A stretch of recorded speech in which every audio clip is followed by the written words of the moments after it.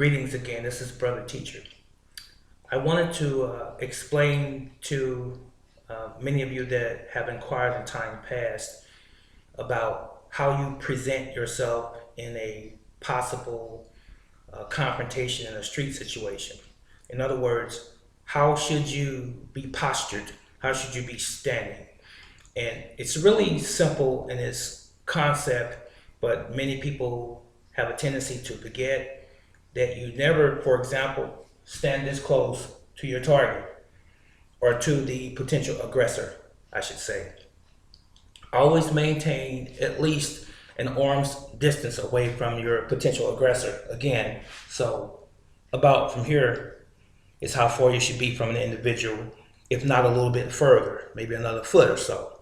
Now, when you are talking to someone who could potentially become physical with you, aggressive, and they're shouting all kinds of vulgarities and so forth at you, that is when your first sense of protection should be established.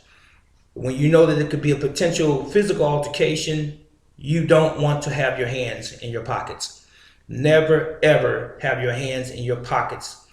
As a rule, you should really not have your hands in your pockets when you're dealing with a stranger in the first place, especially one that could potentially escalate into a fight. So what I suggest to you is that your posture should be one that's passive but defensive at the same time. So here is a posture that you should adapt. This one here. Do you see how I'm standing?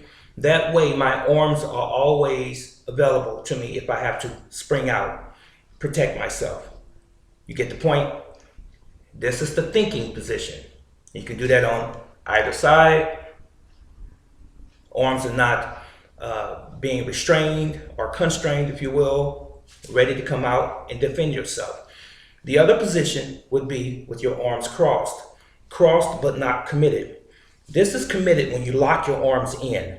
It takes a few more milliseconds or seconds to get your arms untangled to even try to protect yourself. So you want to have a similar position. So you want to have your arms crossed, but very relaxed and available. So this arm and this hand here is on top. And it come out like so. Same thing is done the opposite way. They come out like so, ready to protect myself or yourself for that matter. So never have your arms and hands unavailable. So if you maintain a proper distance, number one, and number two, maintain a passive position but a protective position at the same time. Either way, use the thinking position facing your target. Always watch their body language. Watch their shoulders, their chest.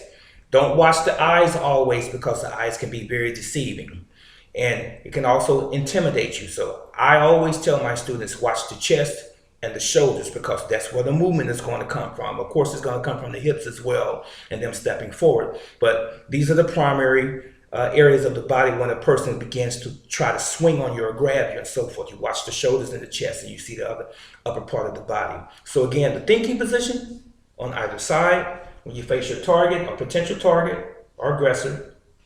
And the other one is the arms clasped but not committed. Either way. Clasped but not committed. If they make a sudden movement, you're ready to protect. Okay, that was it for this particular segment. If you have any further questions concerning this particular subject, please leave a comment and your concerns in the comment section below, and I will be sure to get back with you. This is Brother Teacher, and peace.